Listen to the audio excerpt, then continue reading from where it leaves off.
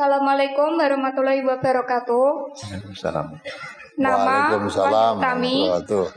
Saat ini saya berdomisili di Randusari, Teras, Boyolali.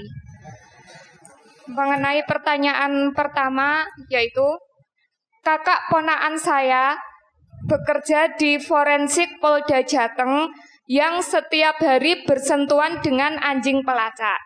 Pertanyaan saya, apabila kakak ponaan saya mau sholat itu apakah harus dibasuh air sebanyak 7 kali dan dicampur dengan tanah? Dan pertanyaan yang kedua, saya pernah membaca di selebaran kalau hukum BPJS Kesehatan adalah haram. Padahal saya sebagai buruh mesti selalu didaftarkan di BPJS Ketenagakerjaan maupun Kesehatan. Lah, kalau BPJS itu haram, di manakah letak keharamannya? Adapun pertanyaan yang ketiga adalah, apabila seorang wanita kalau bepergian hendaknya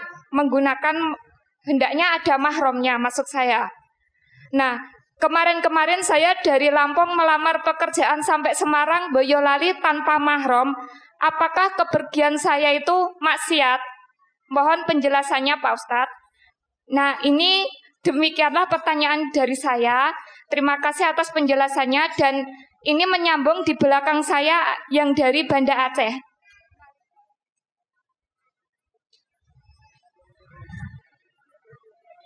Assalamualaikum warahmatullahi wabarakatuh. Waalaikumsalam warahmatullahi wabarakatuh. Nama saya Dwi Mutiara. Saya dari Aceh Tengah. Saya di sini ingin mewakili pertanyaan dari ibu saya karena ibu saya mengikuti kajian di sini sudah 2 kali tidak diberi kesempatan bertanya. Makanya saya mewakili pertanyaan ibu saya. Begitu Ustadz, pertanyaan saya ada 3. Yang pertama, saya mempunyai sepupu. Ayahnya sepupu saya itu benci sekali dengan MTA. Sangat benci gitu. Dan sampai anaknya itu dengan saya itu menjaga jarak ketika bersilaturahmi, membatasi kami ketika bermain. Dan ketika marah-marah begitu sasarannya itu ke nenek saya marahnya. Dan ke ibu saya itu ibu saya dimusuhi padahal itu adiknya sendiri. Dan terus ketika saya menyaksikan MTA TV di rumah nenek saya, siarannya langsung dihapus. Terus ketika ibu saya kenapa benci dengan MTA itu, dia nggak mau tahu kenapa benci gitu. Dia nggak mau tahu dan nggak mau cari tahu. Dia yang tahu hanya MTA itu bikin sesat. Nah, begitu bagaimana cara menanggapinya Ustadz? Ibu saya selalu itu menjadi beban pikiran. Dan yang kedua, Sekarang ibumu di mana sekarang? ibu saya sekarang di Aceh Tengah Ustadz. Oh ya, dengarkan pertanyaan ini, dengar nggak? Dengar Ustadz, ibu saya selalu menonton TV MTA. Oh ya. Terus yang kedua Pak? Dan yang kedua Ustadz, mengapa di dalam sholat itu ketika sehabis membaca surat Al-Fatihah itu selalu diaminkan? Dan mengapa surat-surat lain itu tidak diaminkan? Beri penjelasannya Ustadz. Dan yang ketiga, mencaci maki dan menjelek-jelekan orang di belakang itu dosanya bagaimana Ustadz? Sekian dari saya pertanyaannya. Terima kasih. Wassalamualaikum warahmatullahi wabarakatuh. Waalaikumsalam warahmatullahi wabarakatuh. Ya, pertama dari saudari kita yang dari Teras tadi, Teras Boyolali. Kamu tidak paham memang Teras wong kajiannya di demo kok mula kowe ya ora paham. Ya ta? Nah, kenapa wong yang selalu bersama anjing pelacak itu kakakmu aja nggak tanya berarti sudah paham. Lah kok kamu yang tidak urusan anjing pelacak malah tekon. Mulane ngaji aja mbok pageri. Ngaji agama sing tenan biar paham. Enggak apa-apa. Ya, kita ngaji di Teras Boyolali itu mau masuk ke gedung dipager sampai hari ini Pak Insinyur Sunarjo Pak Harto yang mengatakan ya serasa ngaji neng gedung, di luar pun jalan pengajian itu. Jalan. Malah ada hikmahnya. Kalau yang di gedung mungkin sing krungu yang enggak di gedung ya, karena di luar wong lewat-lewate krungu malah do melu ngaji. Nah, malah do melu ngaji sehingga agama Islam itu kita tidak benci pada yang mageri. Saya prasangka baik, Pak, ngaji lebih baik di luar biar suaranya lebih luas sehingga yang mendengarkan lebih banyak sehingga dakwah agama itu makin didengar oleh banyak orang. Nah, alhamdulillah ya. Nah, mungkin dulu belum pernah mikir ngaji, setelah pendengar kajian di luar tadi, wah isinya kok ya apik ya, akhirnya malah kepengin ngaji. Banyak yang datang ke sini ngaji, ya sudah, tutupan ora apa-apa lah. Ya, ngaji neng jopo ya iso malah ISIS aja dah. Enggak apa-apa. Ya dah. Nah, maka itulah ya. Ini nanti yang kamu tanya ya, kakakmu selalu urusan dengan anjing pelacak. Kenapa toh? Urusan dengan anjing pelacak kalau nanti mau sholat apa harus basuh 7 kali tadi. Ya sing ngakon sapa ngono kuwi. Ya dah.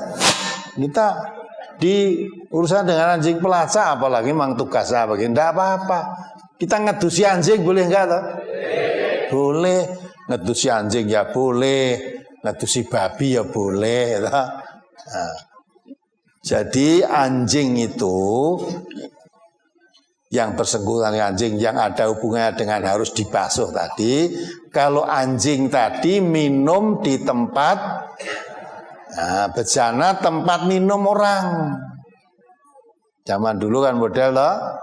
Mungkin sekarang di desa saya masih ada, misalnya baru gentong gede itu terus ditaruh di luar, terus ditutup itu, akhirnya, nah kebetulan gentongnya tadi ada isi air, tidak ditutup, ada anjing lewat kehausan minum gentong itu, nah berarti minum gentong itu sisa air yang diminum anjing tadi menurut aturan hadis Rasulullah, sisa airnya harus dibuang. Tempat untuk minum tadi dibasuh 7 kali, yang sekali dicampur dengan debu. Dah itu. Kalau anjing menjilat di tempat lain selain minum di tempat bencana, tidak ada kewajiban basuh, nggak ada. Malah zaman Nabi itu anjing itu untuk berburu. Nah, katanya anjing karena najisnya apa? Liur anjing itu najis mughaladhah. Iya, itu kalau kena air minum di bencana yang biasa dipakai oleh orang. Ya, minum. Zaman Nabi ada kok. Malah Nabi kalau kamu melepaskan anjingmu untuk berburu dengan baca basmalah, ya, kemudian anjing tadi menangkap buru binatang yang diburu tadi ditangkap anjing berkelahi dengan anjing tadi mati, dibawa pulang binatang buruan tadi, diberikan majikannya tadi, boleh walaupun sudah mati boleh dimakan, tidak usah disembelih.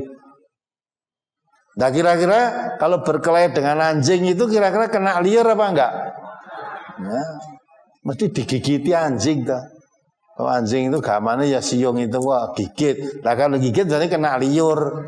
Tidak wajib membasuh itu, boleh langsung dimasak boleh. Ya. Ada seorang perjalanan di padang pasir, dia kehausan. Akhirnya turun di sana kebetulan ada sumur, dia turun minum. Orang nggak bisa kan turun. Lah setelah minum naik daratan lagi, lah kok ada anjing yang dia sumur tadi, ada anjing yang menjilat-jilat debu sambil mencakar-cakar. Orang ini tahu, wah mungkin anjing ini kehausan seperti yang menimpa pada saya tadi. Nah langsung orang tadi turun lagi ke sumur, ya, dengan melepas sepatu yang dia pakai di sana, bisa sepatu boot seperti proyek itu ada. Ternyata itu disaini air, terus dibawa naik sampai orang tadi naiknya aja sepatu yang isi air untuk minum anjing digigit, akhirnya dengan tangannya untuk gondelan. Setelah sampai di atas, diberikan anjing diminum. Setelah selesai, anjingnya pergi lagi. Orang tahu berarti anjing tadi kehausan. Itu pun sepatu yang tadi dipakai minum anjing tadi tidak kok terus dibasuh 7 kali, tidak. Itu sepatu yang dipakai tidak untuk minum orang kok. Air yang diadai sepatu tadi ditujukan untuk minum orang. Nah, jadi di situ wajib dibasuh 7 kali kalau anjing menjilat-jilat di tempat bejana yang biasa dipakai minum orang. Maka ya anjing pelacak tidak masalah, tidak ada hubungannya, tidak ada kaitannya dia harus membasuh 7 kali yang kena anjing tadi, tidak ada aturan seperti itu. Ya, maka paham ngaji yang betul. Nah, kemudian hukum BPJS haram. Kalau haram alasannya apa? Lah kok tekon aku? Yang mengharamkan bukan saya kok. Tadi katanya ada yang mengharamkan, mestinya kamu tanya yang mengharamkan itu. Pak, kok BPJS haram? Nah, semua orang sekarang harus wajib ikut BPJS. Haramnya di mana? Tanyanya jangan pada saya. Ya, jangan pada saya. Karyawan kita di mana itu? BPMTA di mana itu? Kafur nih, MTA yang punya sini. Karyawan kita semua ikut BPJS. Masa wong karyawan di MTA itu diikutkan BPJS tuh saya mengharamkan BPJS sih piye? Nah, maka itulah. Lah yang mengharamkan tadi siapa? Kalau kamu ingin tahu alasan haramnya apa, tanya yang mengharamkan tadi. Ya, itu pertanyaanmu. So, yang wanita bepergian tanpa mahram. Ya. Bepergian kalau memang pekerjaanmu pergi, kamu sebagai karyawan tiap hari pergi terus. Ya. Apa sebagai guru, apa sebagai pedagang. Lah nek lunga sabut gawe nyambut gawe terus kudu nganggo mahram. Lah terus kowe padahal durung di bojo sisan, lah nek nyambut gawe ning pabrik apa nyambut gawe dadi guru apa dadi apa, lah terus sing mahrami kowe sapa? Ya, umpama sudah punya suami, lah suamimu ngancani kamu terus apa ya malah nyambut gawe. Ya itu kan harus dipahami itu. Kalau memang wanita tidak berbahaya, tidak membahayakan dirinya, nah, di haji memang harus pakai mahram. Kalau makan zaman dahulu, sekarang haji itu walaupun sendirian di sini, tidak mungkin berangkat sendiri kan, nggak mesti masuk ke dalam ya bareng KPIH. Lah di situ temannya udah banyak, yang putri-putri nanti dikelompokkan dengan putri-putri. Nah itu sudah perlunya ada mahram itu supaya terhindar dari mara bahaya. Lah nek sudah temannya putri-putri banyak, haji barang enggak usah pakai mahram wis. Karena di situ ada ketua kelompok, ada ketua rombongan, ada ketua regu, masing-masing ada yang bilang itu kan enggak usah pakai mahram itu enggak masalah. Apalagi sekarang haji pakai mahram. Wong haji awake dhewe bayare abot urung kuat apa nganggo mahram sisan. Ya, 2 kali lipat toh. Coba nek mahrami gratis ngono. Ya saya menjadi mahram ini wanita ini, oh ya gratis ya, gampang. Oh mahram ya bayar kok ya. Nah, jadi yang dimaksud mahram itu kalau sekiranya kalau sendirian itu membahayakan bagi keselamatan dirinya. Gitu. Ya, udah cukup toh?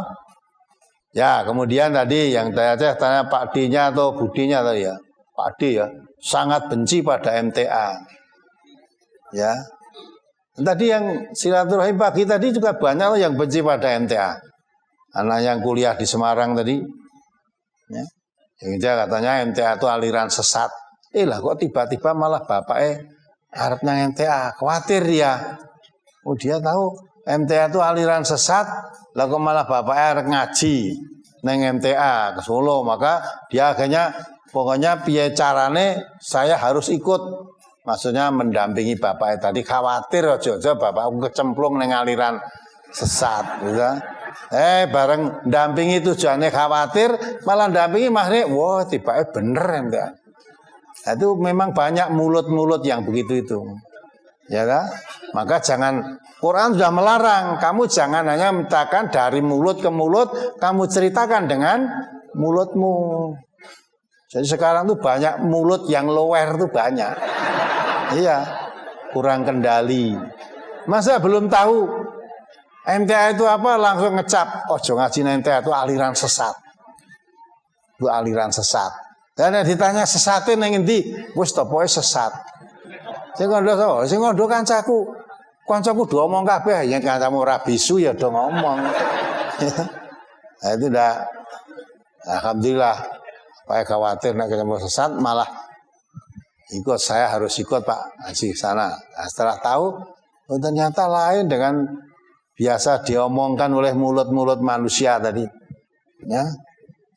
Nah, itu kan. Udah, maunya apa? Biar kamu tidak ngaji di situ. Sebab dia tidak suka, benci. Jadi Pak Demu tadi karena bencinya banget nang MTA, baru krungu suara MTA ngono wis senut-senut kepalane. Ya. Padahal dulu mau krungu MTA, apa MTA ya? Wah, sesat. Banyak orang iri. Mengapa MTA bisa maju? Ya. Ngaji tanpa, mana yang datang gitu lah ya. Ngaji tanpa disuguh berjam-jam loh kok berombong-rombong dari jauh-jauh datang. Yang saya ngadakan pengajian tak suguhi roti wedang barang cepak ke 40 sing teko 15. Gimana? Nah itulah, tidak bisa kamu tiru, nggak bisa. Karena apa? Wong tujuanmu ngaji bukan ilmu yang disebarkan, apalagi ngaji mau diulang kebencian. Zaman sekarang ini orang dah muak dengar gitu. Isi pengajian isinya mau ngelek-elek kono, ngelek-elek kono, ngelek-elek. Justru di NTA itu tidak pernah ngelek-elek orang, kok malah banyak orang do teko. Nah, wong elek-elek ya. Orang tuh nek pancen elek, ora usah dielek-elek tetap elek. Kalau memang jelek, walaupun diapik-apik toh tetap jelek. Tapi kalau memang baik, walaupun dielek-elek ya tetap baik. Allah sudah membuatkan perumpamaan bahwa yang jelek dengan yang buruk itu seperti buih dengan logam. Buih dengan logam. Orang memasak logam akhirnya keluar buihnya. Ya Pak Suhada. Pak Suhada itu tukang masak logam itu. Ya. Beliau kan pekerjaannya pengecoran besi itu lah. Besi itu dulu godok begitu berapa ribu derajat Celcius keluar buihnya. Ketika udah keluar buih itu logamnya nggak kelihatan. Tapi Allah membuat perumpamaan fa'amaz zabadu fayadhabu jufa'a wa amma ma yanfa'unas fayamkusu fil ardi. Ya. Jadi sunatullah, lah ini sunatullah, ketetapan Allah, ditanya sunnah tadi ya. Ketetapan Allah, buih itu akhirnya akan hilang, tidak ada bekasnya. Tidak manfaat bagi manusia, buih itu hilang. Wa amma ma yang faunas, adapun yang bermanfaat bagi manusia, akan tetap tinggal di situ. Karena orang memanfaatkan merebus besi tadi bukan ingin mengempulkan buihnya, tapi yang dimanfaatkan itu besinya. Maka ketika dimasak walaupun buihnya mewarnai tadi, buih nanti akan hilang, tidak ada gunanya. Itu sudah sunatullah. Nah, kalau besi sudah muncul, buihnya hilang. Dan diperangi oleh Allah, buih itu disamakan oleh Allah seperti kebatilan. Sedangkan logam itu yang hak. Yang batil itu akan hilang tanpa bekas, yang hak akan tetap dicari oleh manusia. Sekalipun tempatnya terpendam jauh, tertimbun oleh buih-buih, timbun oleh yang batil tadi, akhirnya yang hak itu yang dicari. Ya, MTA itu karena yang diajarkan Quran dan Sunnah, walaupun diuruki kabeh wong cangkeme ngomong, ya itu aliran sesat, itu aliran Wahabi, itu wis kebruan wis bangsa elek-elek kabeh saka cangkeme wong-wong sing ora seneng kuwi. Ya.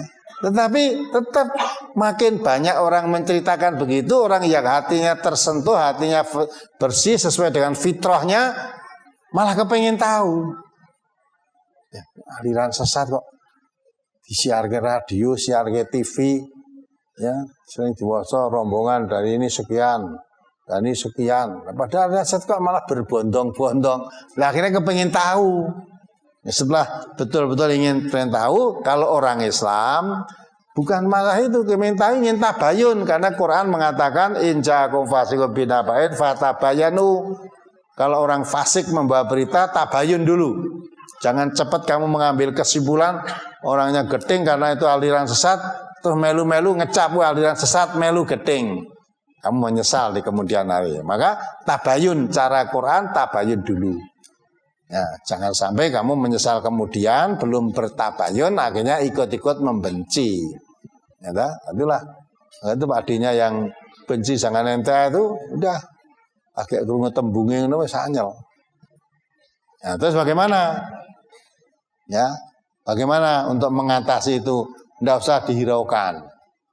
Ya, ibu yang tadi yang dibenci oleh saudaranya karena benci kepada MTA tadi, dah rasa dikatakan kamu benci boleh, suka boleh. Jangan Allah menerangkan Al-Quran itu dari Allah, al-haqqu mir rabbikum. Kebenaran Al-Quran itu dari Tuhanmu. Faman syaa falyu'min, siapa yang mau beriman, imanlah. Faman syaa falyakfur, siapa mau kufur terhadap Al-Quran, kafirlah. Ya, la ikraha fiddin, qad tabayyana rusdu minal ghayy. Tidak ada paksaan kamu harus masuk Islam, harus cinta kepada Islam, enggak. Ya, kamu boleh Islam, boleh kafir.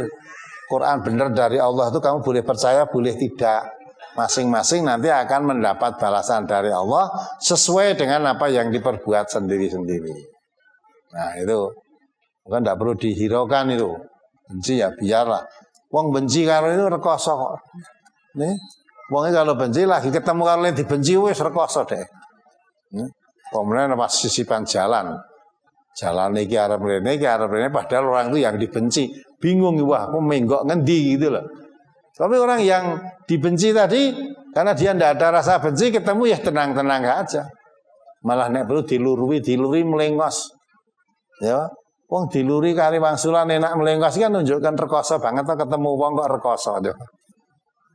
Tidak usah, ini berarti hidupnya saja sudah tersiksa, tidak dapatkan ketentraman. Orang itu jangan ada. Maka orang Islam dituntuni doa atau wala tajal fi qulubina ghillal lil ladzina amanu rabbana innaka raufur rahim. Jangan ada rasa dalam hati itu rasa benci, rasa iri, rasa dendam, rasa ghil, perasaan tidak baik dengan sesama orang mukmin. Ya, jangan ada itu. Mau apa lagi ya? Nah, sekarang dalam sholat ayat Fatihah kok mesti terus waladolin terus amin ke liane ke ora. Mengapa? Kalau itu aturan Al-Quran, jangan tanya mengapa. Ya, mengapa? Ikuti itu saja. Quran saya mengatakan, ya, wa idza qara'tal Quran fasta'id billah minasyaitonir rajim. Kalau kamu mau baca Quran, bacalah ta'awud. Mengapa kok kalau baca Quran tak ta'awud, baca hadis ke ora? Nah, sing ngakuan kuwi Allah aja mengapa. Kalau Allah membuat aturan, orang yang beriman itu tidak merasa keberatan apapun apa yang diperintahkan oleh Allah atau Rasulullah diikuti dengan sebaik-baiknya, tidak keberatan. Jangan tanya mengapa. Ya. Coba Fatihah waladhdallin, enggak mesti amin. Cuma aturannya begitu. Allah perintahkan lewat nabinya, kalau imam kamu membaca, kalau sholat ya, membaca waladhdallin, makmumnya supaya membaca amin. Imamnya tadi juga membaca amin. Kok nek imame maca qul a'udzu birabbin nas lam yalid wa lam yulad, ya. Qul huwallahu ahad lam yalid wa lam yulad wa lam yakul lahu kufuwan ahad, ora dijawab amin. Mendak aturane sing kon jawab amin ini nek maca waladhdallin. Itu jangan ditambah terus tambahi rabbighfirli walidayya. Nah, itu tidak ada aturan begitu. Jadi kalau itu aturan agama, jangan tanya mengapa, ikuti saja apa yang diterangkan oleh Allah, apa yang diterangkan Rasulullah. Ketetapan dalam agama kita tinggal mengikut, tidak boleh kita membuat sendiri. Maka ojo tanya mengapa. Apalagi tadi yang pertanyaannya tadi. Ya, terjawab semua. Tentang hukum mencaci dan menjelek-jelekan orang dari belakang. Oh iya, ya orang suka mencaci orang, ya dosa itu. Sibabun muslim fusukun, ya mencaci menghina sesama muslim itu fasik. Wa qitaluhu kufrun. Jadi kita menghina, mencaci, mengejek, merendahkan orang muslim itu orang kita masuk orang fasik. Memeranginya kafir. Di memerangi orang muslim itu kita termasuk kafir. Sama muslim itu haramun damuhu wa irduhu wa maluhu. Jangan kesama muslim, tidak boleh, itu haram hukumnya. Berperang, ya merendahkan, mencaci maki tadi, ya. Itu haram hukumnya. Kehormatannya haram, darahnya haram, ya hartanya haram. Maka sama muslim tidak boleh itu dilanggar, tapi sama muslim di mana-mana jagalah keselamatan di antara kamu sekalian. Itu muslim. Orang muslim suka mencaci itu dosa. Mencaci maki kalau orang muslim itu termasuk kamu orang fasik. Ya. Memusuhi orang muslim kafir kamu. Ya, itu kan, itu Nabi yang mengatakan itu.